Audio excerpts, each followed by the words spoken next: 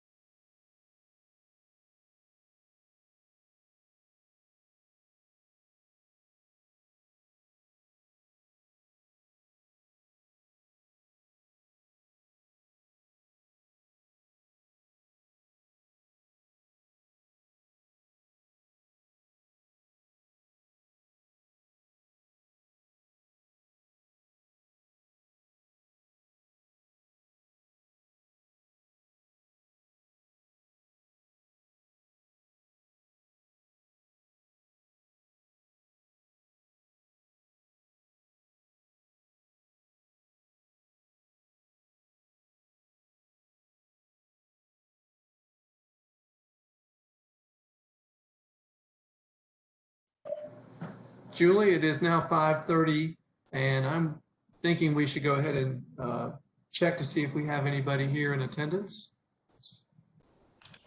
We have 4 attendees right now, David.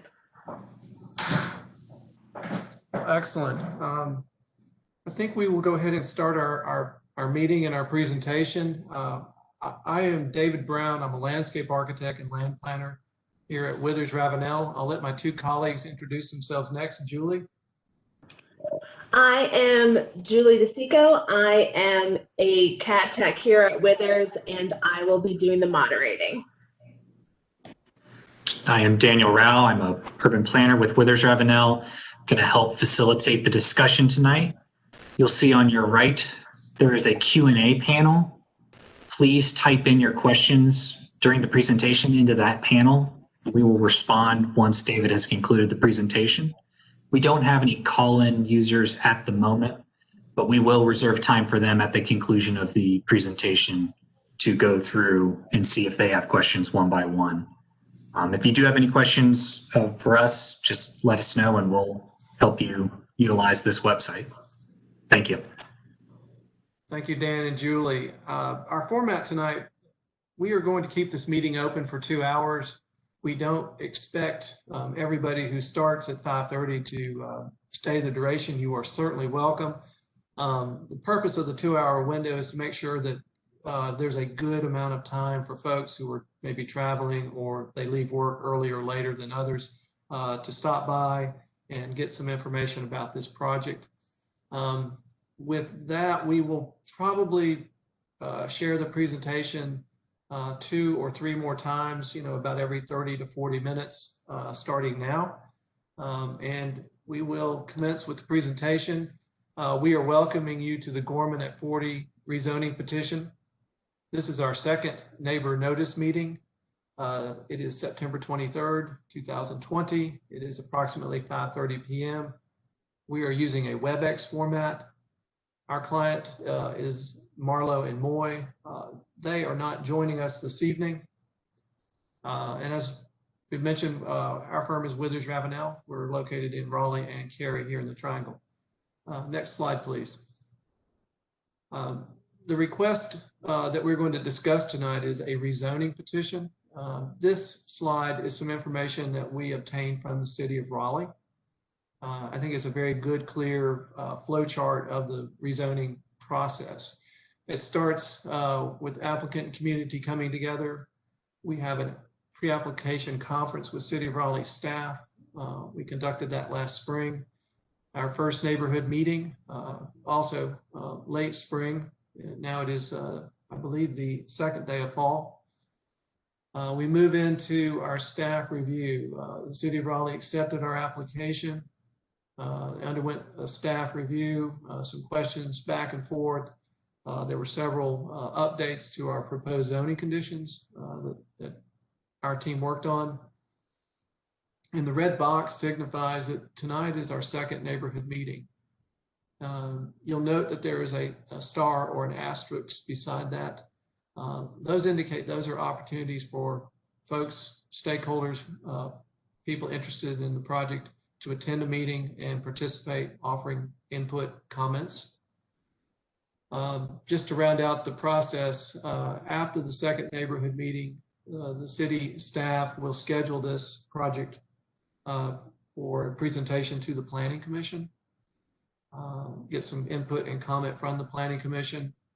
Eventually, the Planning Commission will make a recommendation to the City Council whether to support or not the case.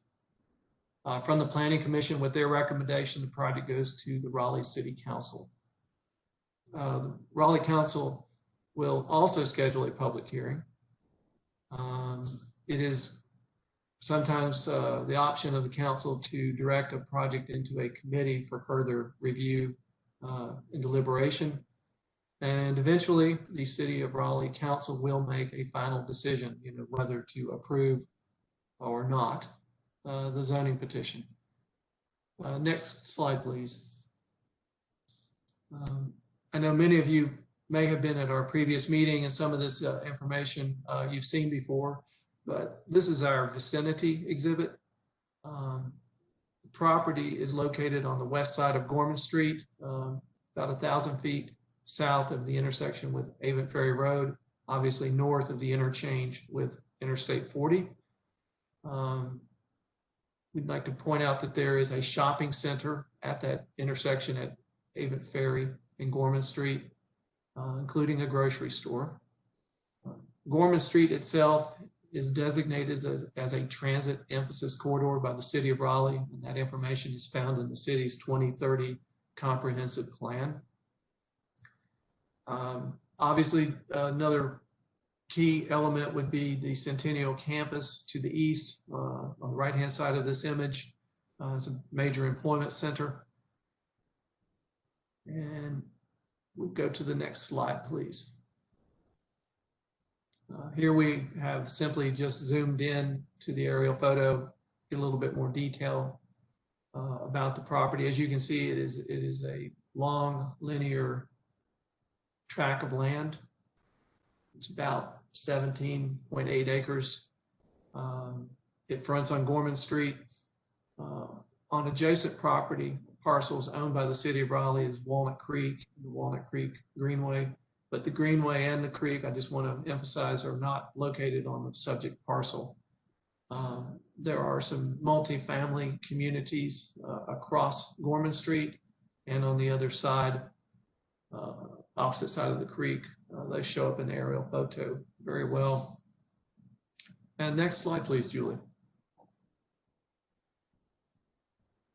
This is our topography, stormwater, and sanitary sewer exhibit. This is information that is found on a website maintained by the City of Raleigh and Wake County.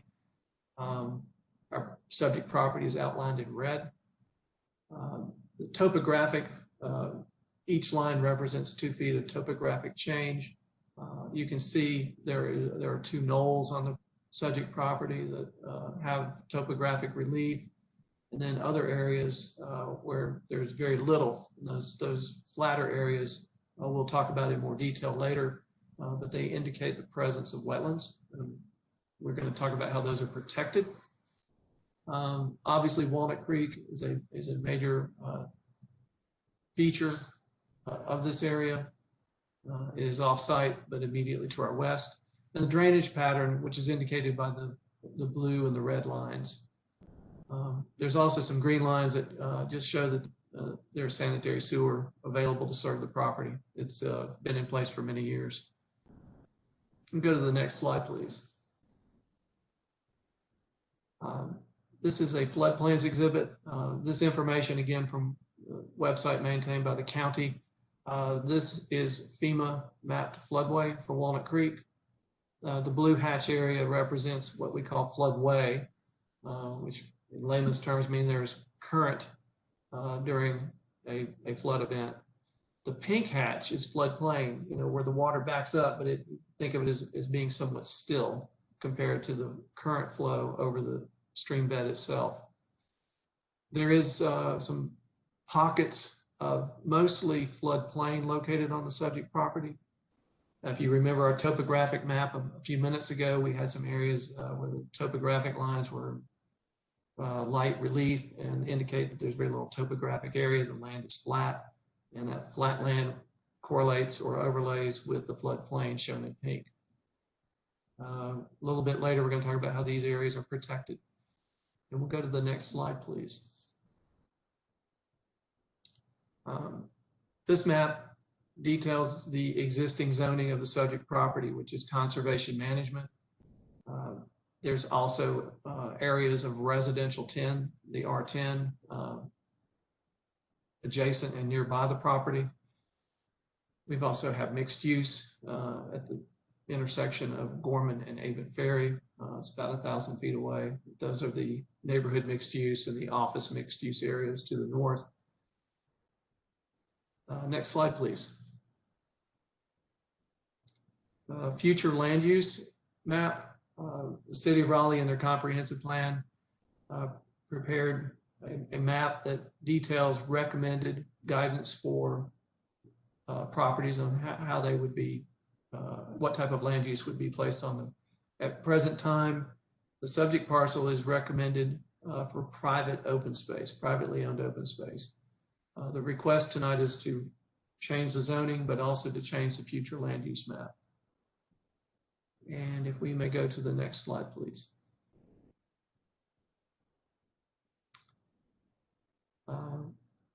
Within the 2030 comprehensive plan, the city has an urban form map, and there is some very specific guidance here. Our subject property fronts on Gorman Street, and Gorman Street is designated as a transit emphasis corridor in the blue box. For those listening but not tuned into the screen, I shall read this description. A transit emphasis corridor are identified in the Go Raleigh 2040 bus development plan or Wake County transit plan and programmed for a much higher level of bus service, including frequent buses, improved stop amenities, a more complete pedestrian network, and potentially traffic signal priority for transit. As these corridors often follow major streets, a hybrid approach to frontage is recommended. When they talk about a hybrid approach, what they're saying is that there are areas along these streets where it might be appropriate to have a tree buffer, and in other areas, and that would be our site, other areas, say to the north at the intersection of Avon Ferry and Gorman, where because you have retail services and support services, that tree buffer would be replaced by perhaps, say, an urban frontage. Next slide, please. This is a copy of the rezoning application. It has been slightly updated since we last met. The big changes are on the next page, on the next slide, please. As I mentioned on our second slide, the rezoning process, once we prepared our initial application to the city, we worked with the city planner on updating these conditions. They've had some really good thought and some very good comment from the city. I'm going to go through them just because I think they're very important. The first one, we prohibited certain land uses that are allowed in the proposed R10 zoning district. There are 4 of them. The first one is cemetery. The second land use we are prohibiting is outdoor sports and entertainment facility of any sort, remote parking facility, and telecommunications tower. The second zoning condition, and I'd want to spend a little bit of time on this. Within the 3 protected areas located on Exhibit B, no development, and by that we mean buildings and parking areas, shall be located upon those protected portions of the subject property, and the land area shall remain undisturbed except for the installation of utilities, stormwater outlets, sidewalks, public-private streets, greenway connections, and similar infrastructure support facilities. Protected Area 3 shall be defined by the north buffer of Stream C. Protected Area 2 and Protected Area 1 shall be defined by the 100-year floodplain in existence on August 17th, 2020. We'll come back to this in a moment, but we do have an exhibit to share with you to graphically show you these protected areas. While we're wrapping up talking about the zoning conditions, number 3 is the 100-year floodplain shall remain undisturbed from added fill except for the permitted installation of utilities, stormwater conveyances, greenway, trails, streets, or other public improvements. Building and parking areas shall not be allowed in the 100-year floodplain. These conditions 2 and 3 actually were built or continuation of a case we had in North Raleigh where we were also protecting environmentally sensitive land areas. Our 4th zoning condition, those existing wetlands shown on the attached Exhibit A and that have received a jurisdictional determination for the U.S. Army Corps of Engineers shall remain undisturbed except for the permitted installation of utilities, stormwater conveyances, greenway, trails, streets, or other public improvements. And our last one, number 5, there shall be no more than 100 dwelling units located on the subject property. I'm going to go to the next slide, please, Julie. Our 4th zoning condition, where we talked about no impact to wetlands that have been identified by soil scientists, and those findings submitted to the U.S. Army Corps of Engineers for a jurisdictional determination. Graphically, there are 2 large pockets, one at the very north, outlined in sort of a brown color. And at the intersection of the 2 sheets, there is a second area outlined in brown color. Julie is indicating them with the cursor. Those areas are protected by zoning condition now, if the case should be approved. I'll go to the next slide, please, Julie. Okay, so we have studied this property. We've identified these environmentally sensitive areas in what we call protected area. We're going to start at the north end of the site is protected area number 1. The sort of light blue dashed line is the 100-year floodplain. So all of the land area inside that floodplain boundary is protected. The previous slide, you saw the wetlands, which actually coincide or sit in the same space as the floodplain. They're both protected. We move on to protected area number 2. We have the same environmental criteria. We have floodplain. We have floodplain that also has wetlands sitting on top of it. To protect both of those, we've relying on the 100-year floodplain mapped by FEMA, and the land areas inside of that are protected. Our 3rd area, which the southern leg of the property, there are 3 streams. 3 of them are sitting in protected area number 3. We're using the northernmost buffer of stream 3 as our boundary for the protected area.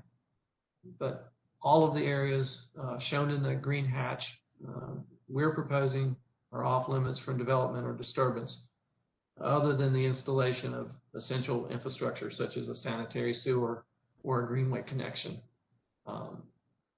We're following guidance that we received from the city of Raleigh on a case last year to establish the criteria for that infrastructure exception.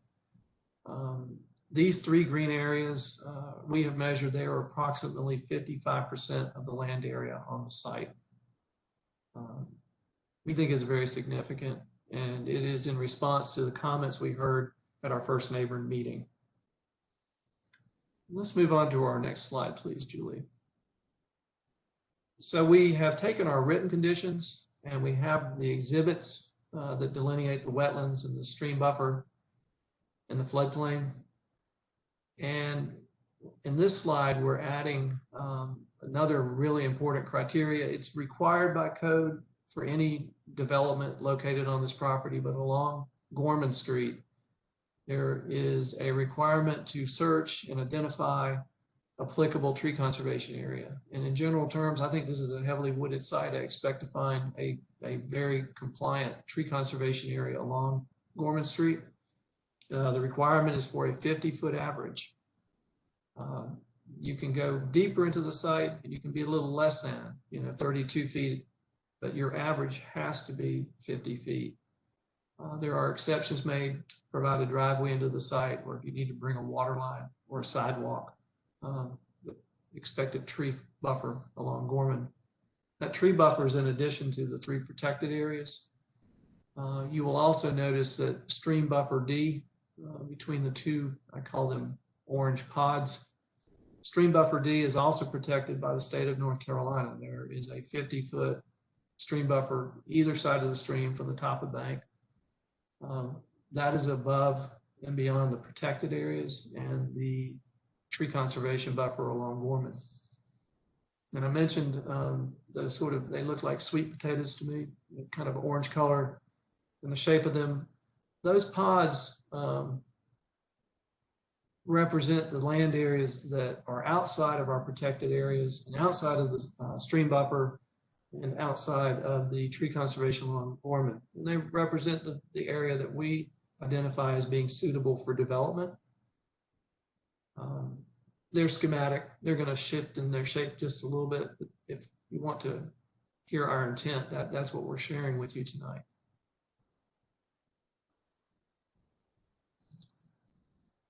And I believe we have one more slide.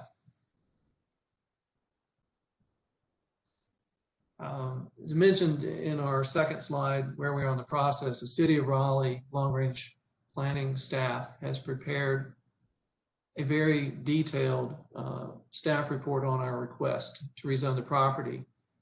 It's available online, and we will be posting it on our website tonight on the information page for this project. But we've identified some key findings from the staff report we want to share with you. On page number 2, we start with the future land use map consistency. And earlier in our presentation, we shared that map. The recommendation at the present time is for this property to be private open space. So the request to rezone it to residential 10 has been found inconsistent with the future land use map. We're not surprised by that finding. Also on page 2 is comprehensive plan consistency. And the box is checked consistent. The rezoning case is consistent with the 2030 comprehensive plan. Moving on to page 5, under outstanding issues, there is one issue outstanding, and that is for our team to conduct a second neighborhood meeting. This meeting, obviously, requirement to be held before the Planning Commission review to alert folks that A, the case has progressed, and B, that there is a meeting coming up. And we're conducting this meeting tonight. If you move to page 10 in the report, under urban form, the box is checked other. And what the note from staff says, the requested district, which is residential 10, is a residential district, and in urban, they meant a frontage cannot be applied. The frontages found in our Unified Development Ordinance are only specific if you are asking for a mixed-use district, and we are asking for a residential district. In addition, application of a frontage would supersede tree conservation area requirements along Gorman Street, possibly reducing the tree cover in an environmentally sensitive area. And we agree with this statement. We were very careful in selecting the zoning category of residential 10, not wanting to intrude into the mixed use districts and some of the implications that has. So there is essentially the urban form, other than with that we are transit emphasis corridor, is somewhat not applicable here. The other item on page 10 is compatibility. And the statement from the staff report says the proposed rezoning is compatible with the property and the surrounding area. The language that says the surrounding area along Gorman Street is zoned CM for conservation management and a residential 10 R10. The requested district R10 CU for conditional use would permit the same type of development. Through the proposed conditions, a significant portion of the site would remain undeveloped and undisturbed in a similar fashion to the nearby R10 districts. The undisturbed areas would be located adjacent to Walnut Creek and other currently undeveloped areas. At the end of, not the end of the report, the staff report is 53 pages long, but the conclusion is found on page 19. After the conclusion are supporting documents. But I do want to highlight the conclusion statement. The request would rezone approximately 17.88 acres from CM, I'm going to call that conservation management, to residential 10 conditional use. Under the proposed conditions, over half the rezoning site would remain undisturbed, and buildings and parking areas could not be located there. These areas include the 100-year floodplain, wetlands, and other areas adjacent to Walnut Creek to the north. On the remaining area, the proposed district would permit up to 100 dwelling units. The request to add development entitlement to the rezoning site is inconsistent with the future land use map designation of private open space, which envisions the site as remaining undeveloped. However, the request is consistent with policies regarding compact development, providing open space in larger developments, and encouraging housing development. The request is also consistent with the vision theme of expanding housing choices. Overall, the request would permit similar development to the surrounding area and is consistent overall with the 2030 comprehensive plan. That concludes our presentation, and I'm going to ask my colleagues to help us open up conversation and take questions. All right, thank you, David. We have a few questions that were typed in, and again, feel free to use the Q&A bar on the right side of your screen to type in questions. First one is a procedural question, and that is there any chance of keeping the proposed area as is? If so, how do I voice support for this? If somebody listening tonight wants to keep the property as is, the method is to contact the City of Raleigh planning staff to voice your concern. A second would be to attend the Planning Commission hearing.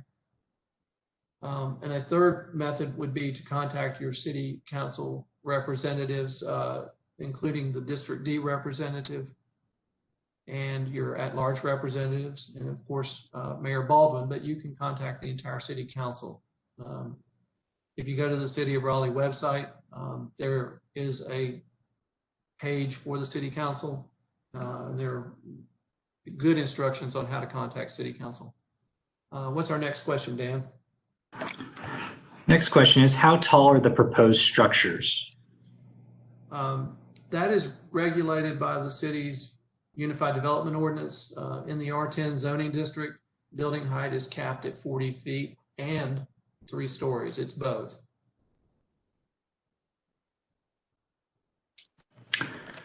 Can you explain the SPROD overlay? Yes. The SPR overlay is Special Residential Parking Overlay District. This is an overlay that former Councilman Thomas Crowder advocated and championed and brought forth. We're leaving that in this case. It applies to parking for single family and townhome development. And it has very specific criteria, essentially about parking in the front yard. I remember very well when Thomas would talk about it. We offered him some, he had some technical advice, questions for us many, many years ago. I remember it took a long time to bring folks on board. I don't know if that answers the question fully, Dan, but I'm happy to keep talking, or maybe we can go to another question and see if there's a follow-up.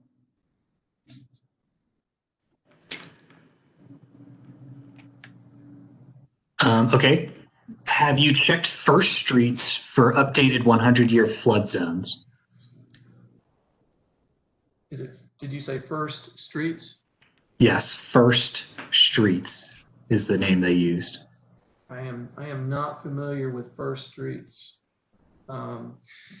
If we could go back, Julie, to our floodplain map, which is in the middle of our presentation. There we go. So there is some pink floodplain hatch on the subject property we're talking about tonight, but immediately north of our site, Walnut Creek goes under Gorman Street. And that may be what this person is inquiring about, is where the floodplain and Gorman Street coincide. We don't control that. But if there's a specific question or concern, maybe as a follow-up, we'd be happy to try and field that question.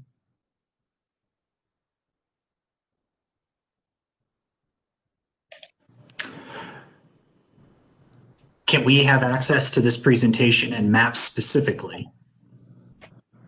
Yes, we will post this presentation on our website, and we will also provide a copy to the city of Raleigh.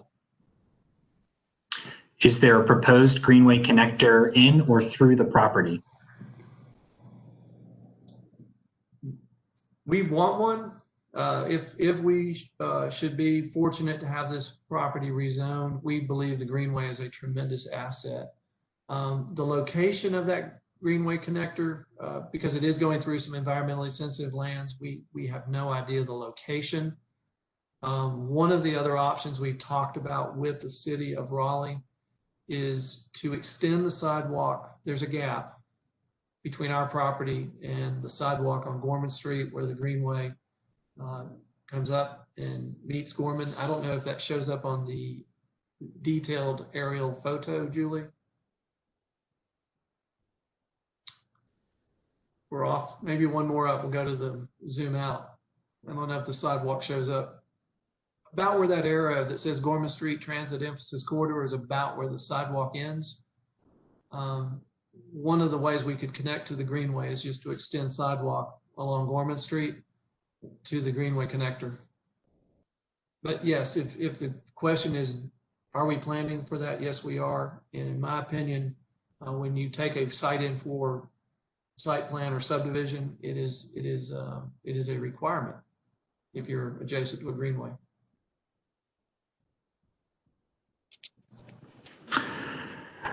To the First Street question, David, I have been provided a link. I'm going to try and send it to you here in a second to that website. Next question, why should I trust USACE to designate these as floodplains given how this administration is trying to gut all of the relevant regulations that would require such designations? Okay. The FEMA mapped floodway that we have on this property was established a long time ago. It hasn't changed in years. At the present moment, I think FEMA has been working to update the maps in North Carolina for probably 7 years. Started many, many years ago. But the information that we're showing now, and I think there was, I'm sorry, David, I think there was a mistype in the question. The person is referring to wetlands. Wetlands. Designated wetlands, sorry. We'll talk about the wetlands. Julie, if we could go to the wetlands exhibit, Exhibit A for a minute, please. There we go. And it might get you to zoom in on one of them just a little bit, please. So, one of those brown outlined areas. There we go. Thank you. So our firm did not prepare the wetlands inventory. This was sealed by a professional, John Rudolph.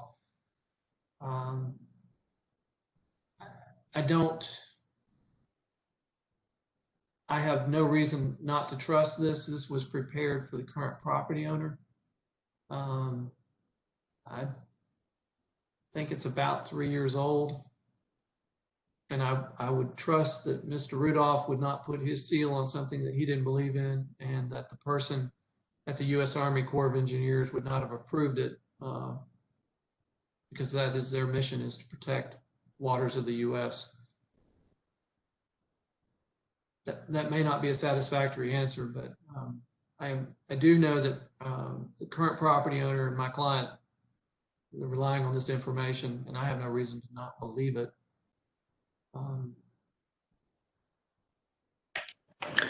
Got another question. Could you explain water catchment or retention through or on the property? Okay. City of Raleigh in 2001 passed a comprehensive stormwater management ordinance. It's Chapter 9 of the Unified Development Ordinance, and it has very clear and direct requirements for stormwater management. There are basically two areas. One is, collection and detention, and the other is release of the water, the quality of the water as it's released. We realize this is an environmentally sensitive area next to Walnut Creek. We have wetlands and floodplains. Here again, the requirements are clear, and we will follow them.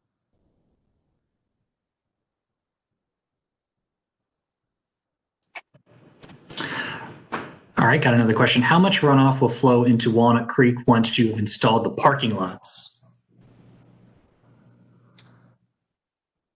I don't have an exact number because we haven't designed the site. But the requirements are, as I mentioned earlier, are spelled out very, very clearly in the code.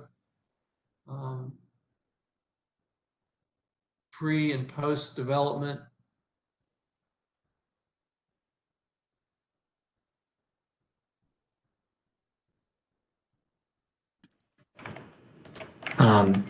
Got a quick explanation on the first streets, David, which I have emailed to you, that link.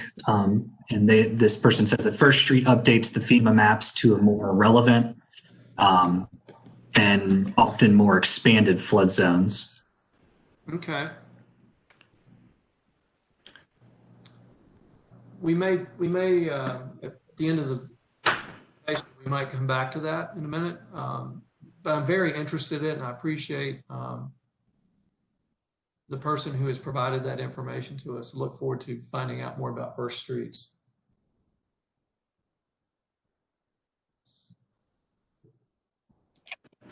We have a comment asking if video users can speak. To my knowledge, Julie, we might have to only be using text for computer users. I know that call-in users have an opportunity to speak.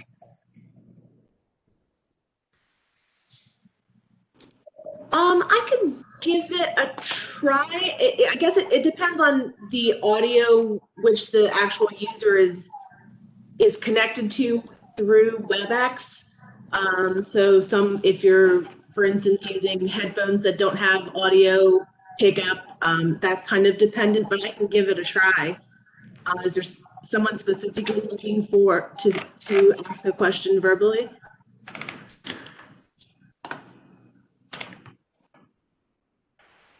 We can try. Yes, we'll have.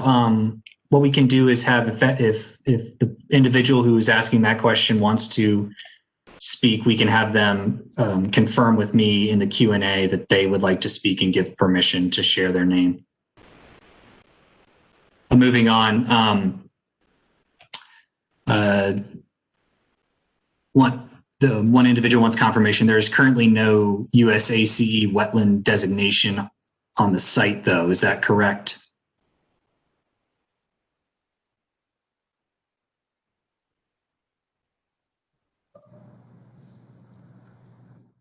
There is wetland on the site. Julie, I might ask you to just slowly show the cursor of those two pockets of wetlands that have been identified. There's the first one to the north. And there's the second one here. If you look at the numbers, it's actually about 1.11, just slightly more than 1 acre of wetlands that have been identified. And David, just to clarify, the question that they've asked is there U.S. ACE wetland designation?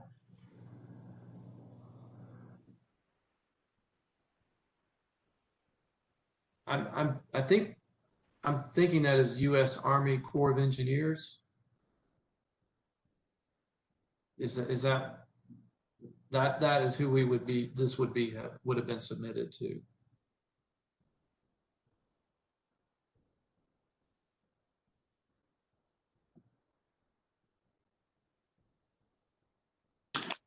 Okay, if this project does not go forward with the R10, will it revert to conservation zoning? I think a good way to say it is if the city of Raleigh does not approve the rezoning, the current zoning of conservation management will remain in place. There will be no change to the zoning. And will this be townhomes or apartments? At present time, our client, Marlowe and Moy, they have not made a decision on what type of dwellings to put on this property. I personally think that there's the option for all three. You know, the R10 zoning district allows that. They have considered single family, small lot single family. They've considered some townhomes. They have not discussed with me apartments. Doesn't mean that they wouldn't consider that. But the current thinking is, I guess, is leaning toward townhome and or single family. Okay, we have one more question, and then we have 2 users to bring in audio, and then we will go to our call-in users. Last text question is, will you take into account increasing storm intensity events due to climate change when estimating future runoff and flood return intervals? Ooh, I'm not a stormwater engineer. I'm a landscape architect. I'm going to have to defer that question. I certainly understand and agree with the sentiment on climate change. That's my personal opinion. But it's way outside of my technical expertise tonight.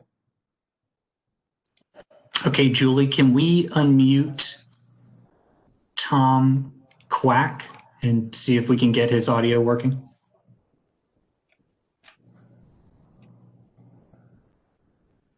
All right, Mr. Quack, you're unmuted.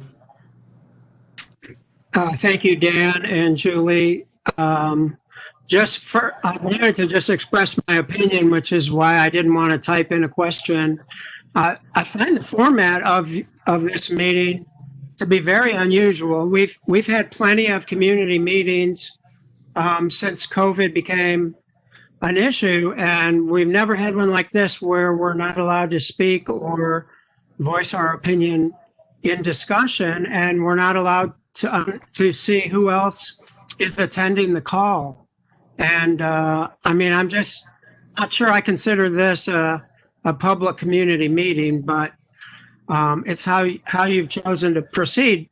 First, I just want to voice, I live on Trailwood Drive in Raleigh and part of the Trailwood community across from Gorman Street from the property, and just want to voice our strong opposition to this rezoning request. And this property has been zoned conservation management for over 50 years, and it's been protected because of its environmentally fragile condition. Much of the property is wetland. The flat areas that would be suitable for development are wetland, and the areas that you've proposed for development are highly erosive and are going to be extremely damaging to the waterway and the wetlands below them. And the reason it was put in conservation management is because it's about the most unsuitable parcel in all of Wake County to develop for high density housing. And the tax assessed value of this 18-acre parcel is about $70,000. That's $4,000 an acre because it has no development potential. And the tax bill on the property is less than $700 a year. $700 a year for 18 acres. That's because it has no development or commercial potential. And I'm just wondering what your thoughts are, why, after we have protected this basically old growth forest that's protecting wetlands and Walnut Creek and the sensitive riparian area and the greenway along it, what has changed in the last century or so that we should now develop this property for high density residential? I just want to voice our community's strong opposition to this, and we will be attending any hearings with the Planning Commission or the City Council. Thank you.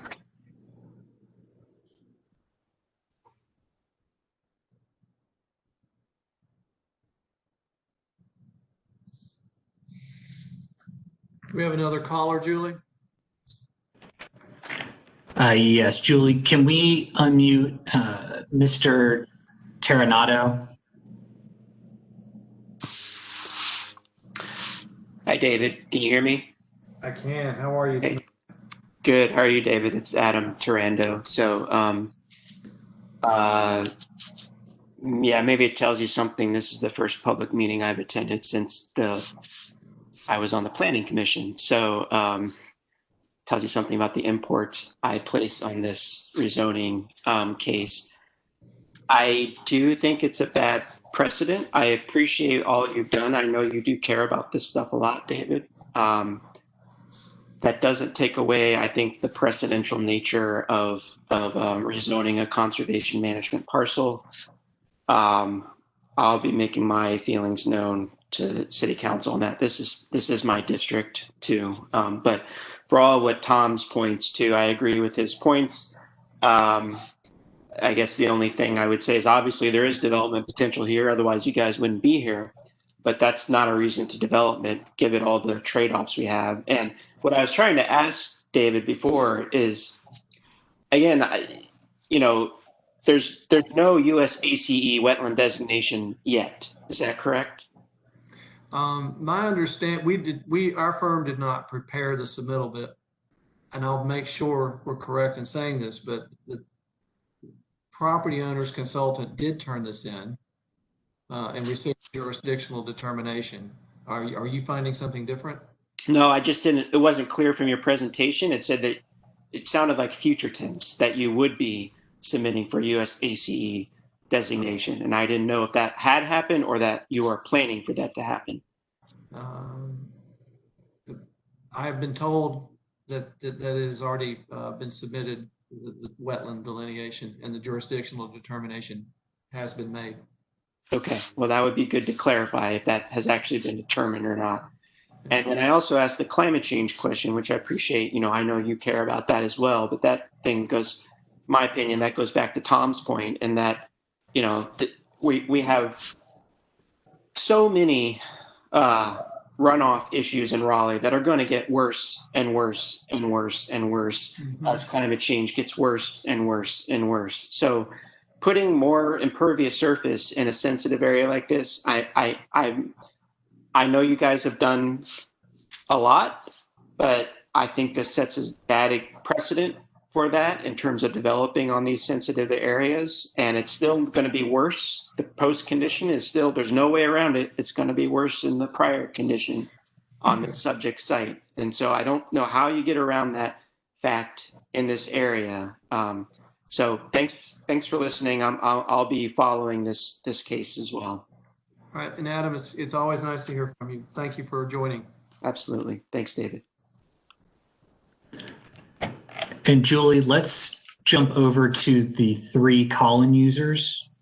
And these users were not present at the start of the meeting, so I will just explain how we do this process with call-in users. We're going to unmute one by one the call-in users, and we'll just ask you to state your name, and then you can ask your question.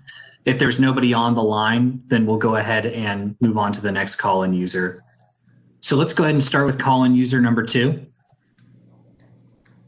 Call-in user 2, you are unmuted. Can you state your name? I'm not sure if I'm number 2 or not. My name's Ad Andrews. Mr. Andrews, you are number 2. Oh, okay. I agree with both what Tom and Adam have said. I'm extremely opposed against any development on this lot. I ride the Greenway quite a bit between Gorman Street and Lake Dam Road, and the topography from this lot all slopes towards Walnut Creek, and it's only going to increase the problems we're having on Avent Fair Road when it floods, and sometime it even crests right at Gorman Street. But to me, it's an extremely poor rezoning request. Thank you. Okay, thank you, Mr. Andrews. And Julie, let's try call-in user number 3. Call-in user number 3, can you state your name?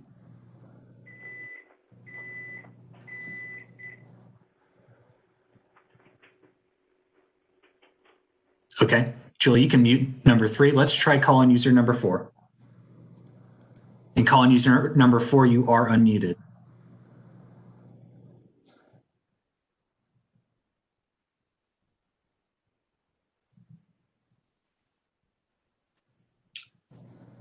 Okay, you can mute call-in user number 4. Just a few residual comments during that time. There is an agreement that this platform, this presentation might be a little, or is very opaque. And then there is another group that is opposed to this also and state that it should remain as conservation. If anybody else has any further questions, go ahead and type them in and we'll answer them as they come up.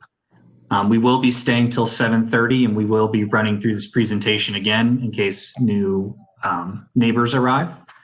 So if you can stick around with us and write the questions as you think of them.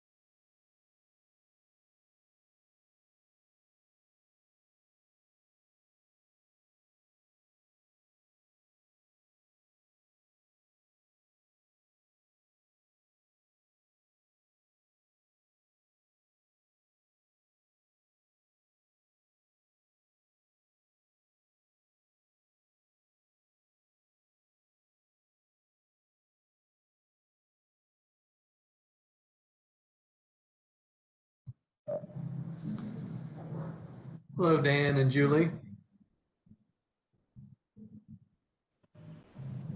Hey, David. Still nobody new on the call since we started.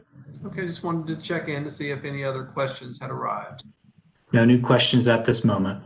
Okay, thank you.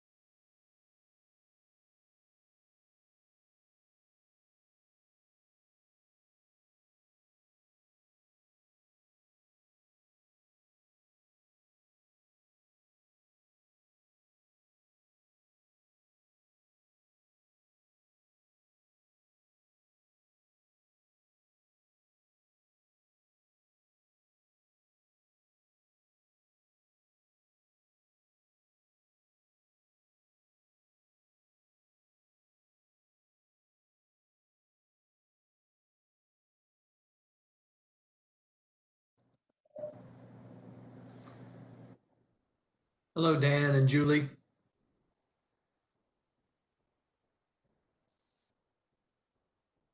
I note that it is 7 o'clock.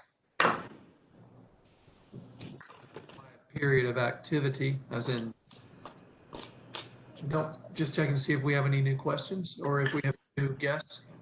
No new questions and no new guests.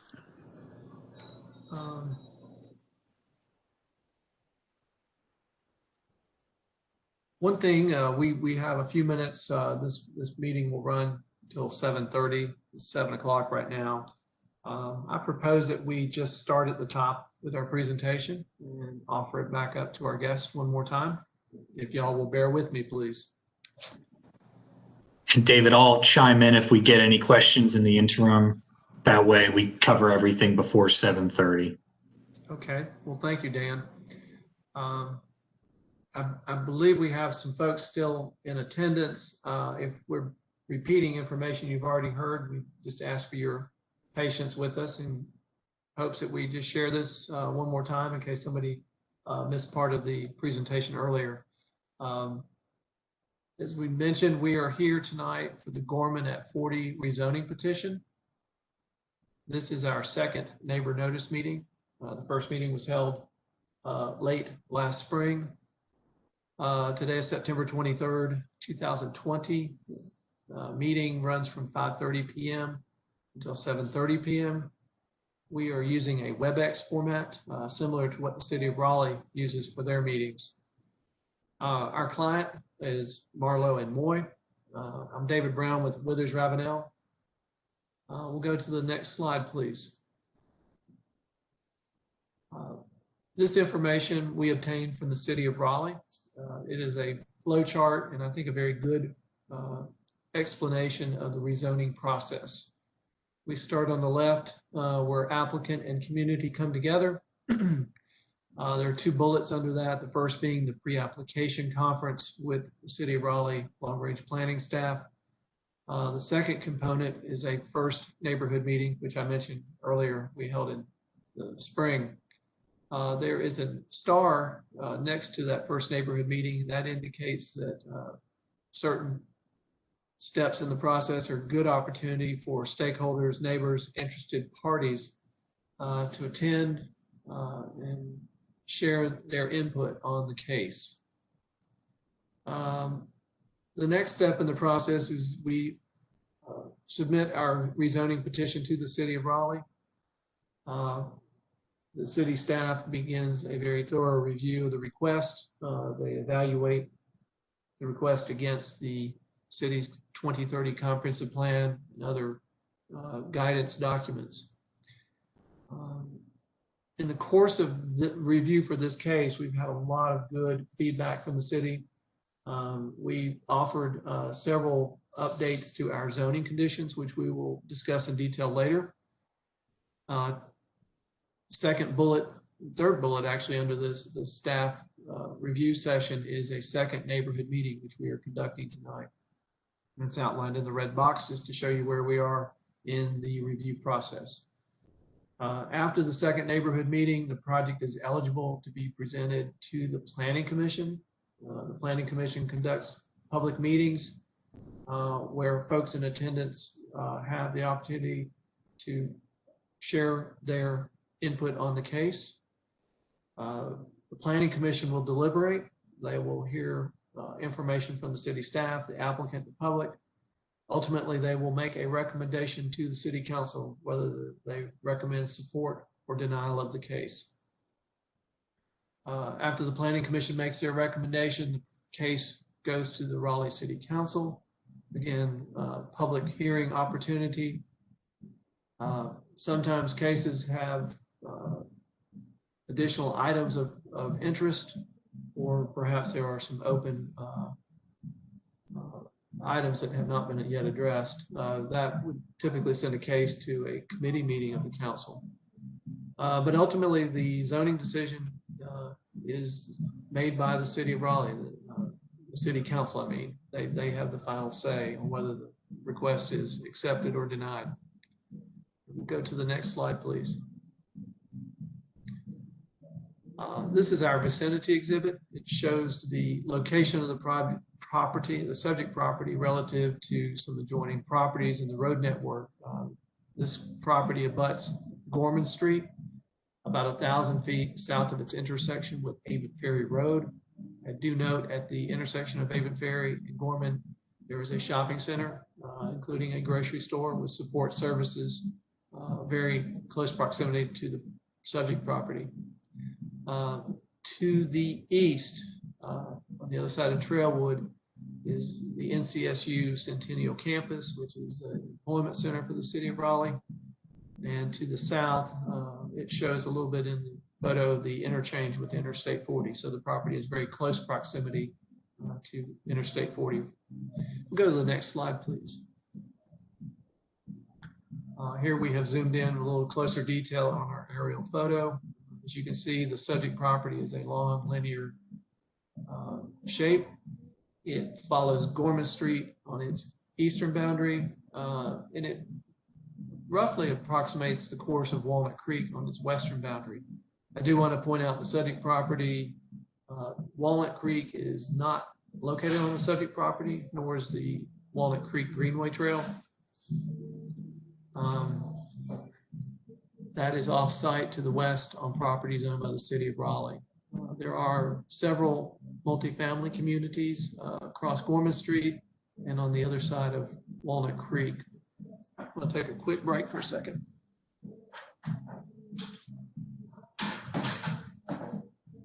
And I am back. We'll go to the next slide, please. This is our topography, stormwater, and sanitary sewer exhibit. We'll start with our topography. The faint sepia brown colored lines represent 2-foot contour intervals. So between each of those lines, there is 2 feet of grade change. In the area immediately adjacent to Gorman Street, you can see a lot of topographic relief because the lines are spaced close together. It's the part of the site that I consider to be high and dry.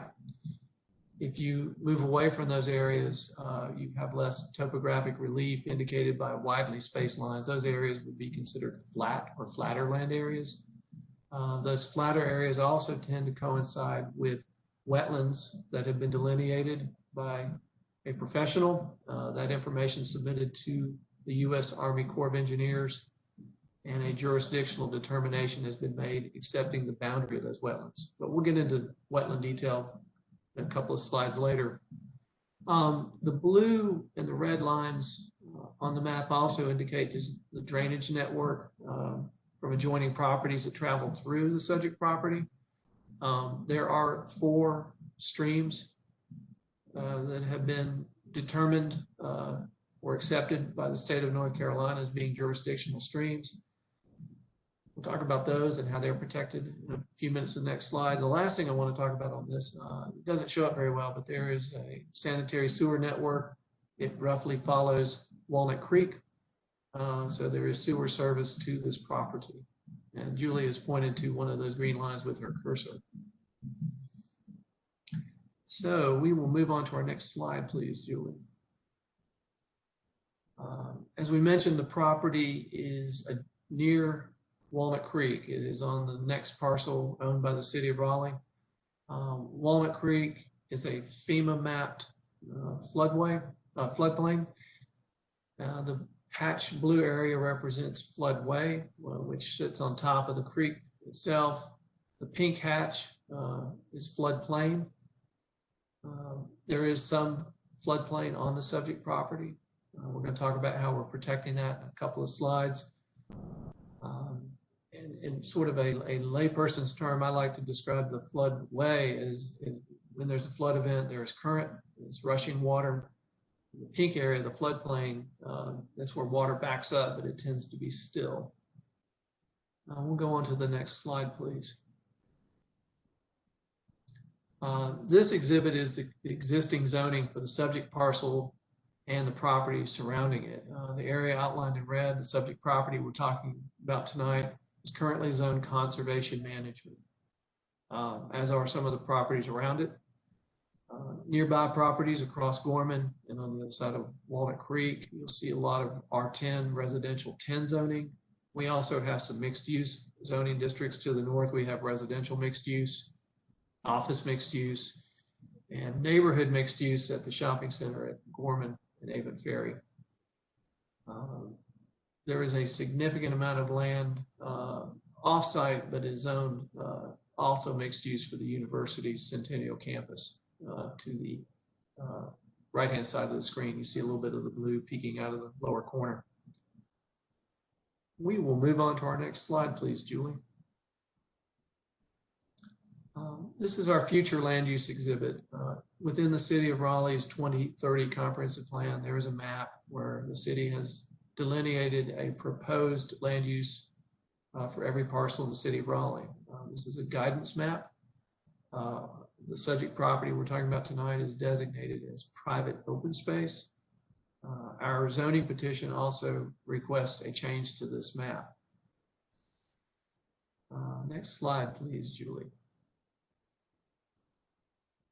Also, a component of the 2030 comprehensive plan is an urban format.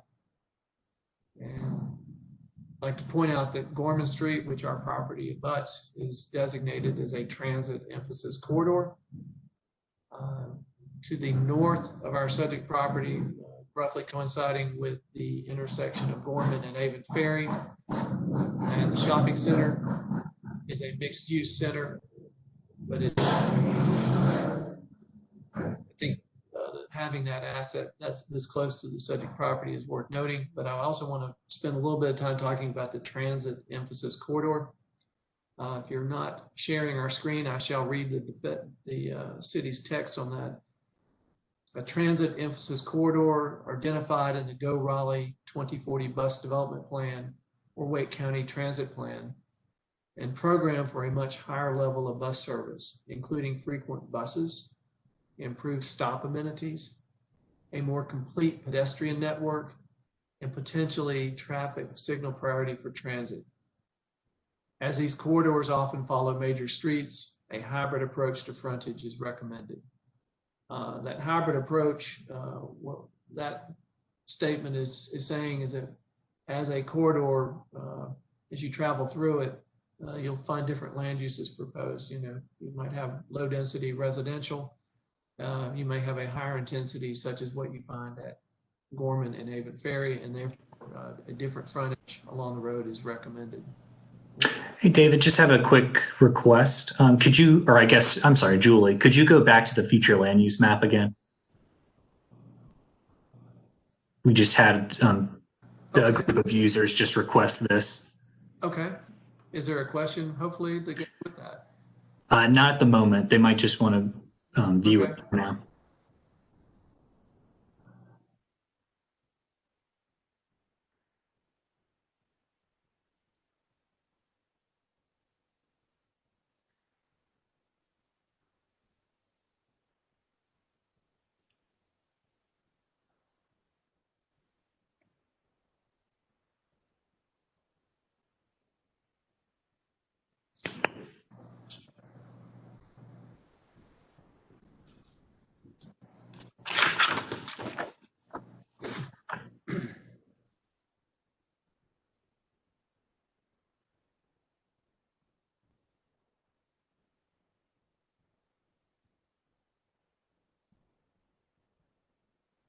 And I think we can move on.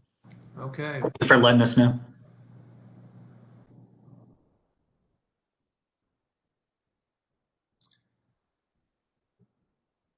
Our next slide is a copy of the rezoning application. The front page, just starting at the top where we check off the box that this is also a conditional use case. We have written specific restrictions for the property, which we will detail in a moment. The request is for conservation management and to retain the special residential parking overlay district that's found on the property. The proposed zoning is residential 10, R10. Also conditional use and keeping that special residential parking overlay. I'll go to the next slide, please, Julie. Working with the city staff and input from some of our neighbors, we have crafted and revised our zoning conditions since we last met. We have 5 conditions tonight. The first one, we are prohibiting certain land uses that are allowed in the R10 district. The first is we will restrict cemetery. The second would be outdoor sports and entertainment facilities, remote parking facility, and telecommunication tower, what you might think of as a cell phone tower. Our second condition, very key to our case, we have identified 3 areas of environmental sensitivity, and we are calling these protected areas on an exhibit we will share with you in a moment. But I want to read to you that in these protected areas, no development, and we use an example, buildings, parking areas, shall be located upon those protected portions of the subject property, and the land area shall remain undisturbed except for the installation of utilities, stormwater outlets, sidewalks, public-private streets, greenway connections, and similar infrastructure support facilities. Protected Area 3 shall be defined by the north buffer of Stream C. Protected Area 2 and Protected Area 1 shall be defined by the 100-year floodplain in existence on August 17th, 2020. The 100-year floodplain shall remain undisturbed from added fill except for the permitted installation of utilities, stormwater conveyances, greenway, trails, streets, or other public improvements. Building and parking areas shall not be allowed in the 100-year floodplain. Our fourth condition, those existing wetlands shown on the attached Exhibit A and that have received a jurisdictional determination from the U.S. Army Corps of Engineers shall remain undisturbed except for the permitted installation of utilities, stormwater conveyances, greenway, trails, streets, or other public improvements. And our fifth and last condition, there shall be no more than 100 dwelling units located on the subject property. These conditions were written specifically for this property. We recognize the environmentally sensitive features, and we believe these protect those features.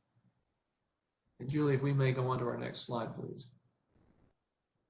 As we mentioned, there are 2 substantial pockets of wetlands that have been located on the property by a professional. These areas have been submitted to the U.S. Army Corps of Engineers. My understanding, the Corps has accepted them and provided a jurisdictional determination affirming the boundary of the wetlands. And Julie, if you would point out with your cursor those 2 pockets, please. One to the north and another one in the middle of the property. And while we're on this slide, I'd also like to point out there are 4 streams that have been identified. The boundary of those streams has been mapped. This information has been submitted to the state of North Carolina, which regulates the stream buffers. And it's our understanding these stream buffers have been accepted by the state of North Carolina. We will move on to our next slide, please. So if you take the information in our written conditions, the mapping that we have been provided for the wetlands and the floodplain, we take that information and we have developed what we call protected areas. To the north of the property, protected area number 1, which is the boundary is set by the FEMA floodplain. Within that FEMA floodplain are those wetland pockets we identified a moment ago. We move on to protected area number 2, the same environmental criteria. We have floodplain coinciding with wetlands. We're using the boundary of the FEMA floodplain to define the limit of protection.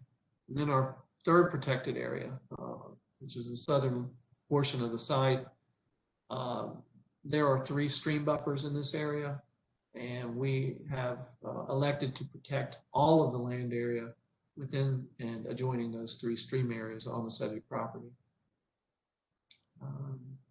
Just one other note, it is a code requirement when you're along a major street and not with an urban frontage to provide a 50-foot tree conservation area if there are trees existing and if the city deems it is a wooded area. But it is a 50-foot average with a 32-foot minimum. You can shape the tree conservation up to 100 feet into the site, but no less than 32 feet. And again, a 50-foot average. we will move on to one other comment here. The protected areas are about 55% of the overall land area. In addition to that, we would have the Gorman Street tree buffer and Stream D, which will also have its own stream buffer above and beyond the 3 protected areas. Next slide, please. So we've taken the information, previous exhibits, and we've created yet another one. We've got our floodplain and wetlands that we've previously identified. We have our 4 stream buffers in green. We also have the thoroughfare buffer, the 50-foot average thoroughfare buffer along Gorman Street. So when you put all the environmental protections on this site, we've identified 2 land areas. They are kind of the orange color, and I think they're shaped like sweet potatoes, so we shall call them the sweet potato shapes. And that's where we believe there is a development footprint available, and at the same time we are providing for the protection of the environmentally sensitive areas. I'd like to go into the next slide, please.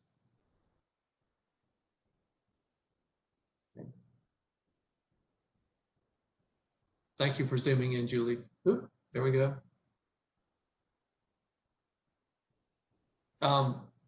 As we mentioned, the City of Raleigh has reviewed our request. They have prepared a staff report, a very extensive report. It's 53 pages long. We found a few things. We just wanted to make what we call cliff notes, some key findings on page 2, future land use map consistency. This request is currently inconsistent with the future land use map. David, just to jump in, got a question. I know we're getting close to 7:30, so I want to take these as they come up. Sure. Question is, would improvements on Gorman be necessary? Yes. There's a couple of ways for the city to consider that. One, they can ask the developer to make the improvements. They can make some of the improvements with a combination of fee and lieu. So we haven't talked to the city at all about that. It's a good question, but any development on the site will require either a fee and lieu payment to the city for the city to do it in the future or to implement the improvements. Won't go away as sidewalk. I think there will definitely be sidewalk added. Follow-up question. How many connectors would there be onto Gorman, and would a light be installed? City policy on Gorman Street, which is an Avenue 4-lane major street, would be to limit to the extent possible the number of driveway connections, period. I think there would likely be 2. It could be 1. It will be no more than 2. A traffic signal would not be indicated here due to the relatively low number of dwellings proposed.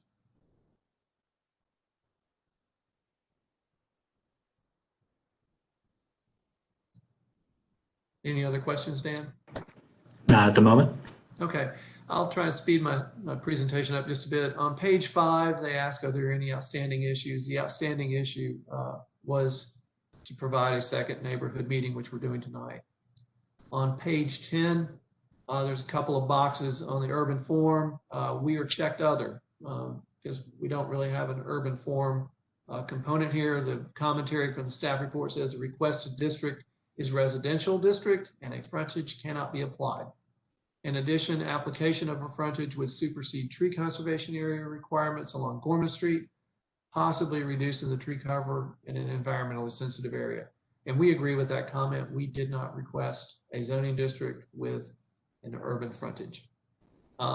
Regarding compatibility, the proposed zoning is checked as being compatible with the property and surrounding areas.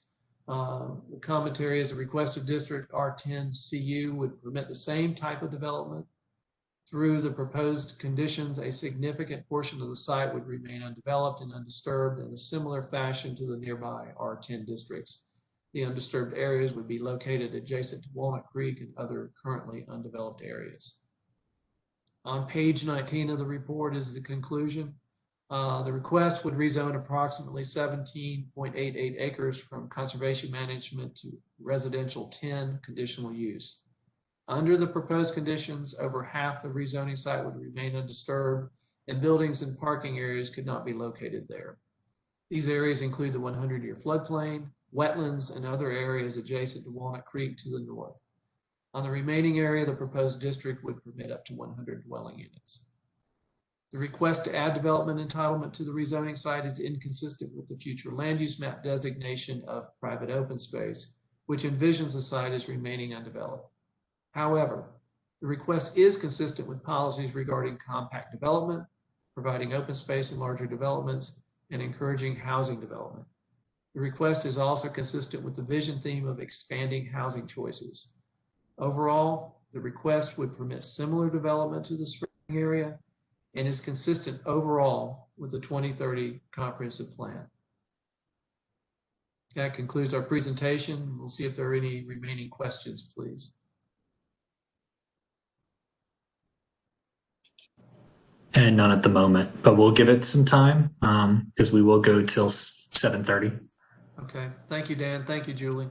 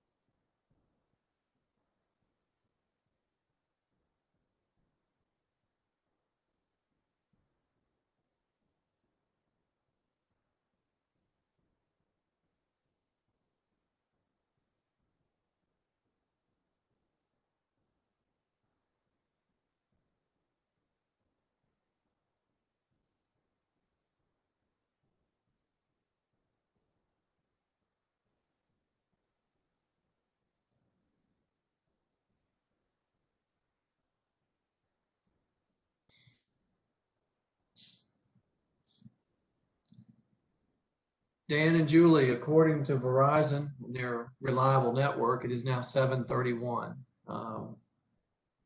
And I know very much appreciate y'all's help tonight hosting this meeting. And I do thank you for your great work.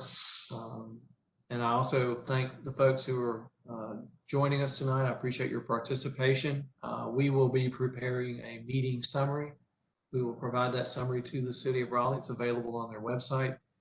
That same summary and our presentation will be posted on our website, WithersRavenel.com. And thank you for your time tonight. We're going to close out this meeting. I am stopping the recording now.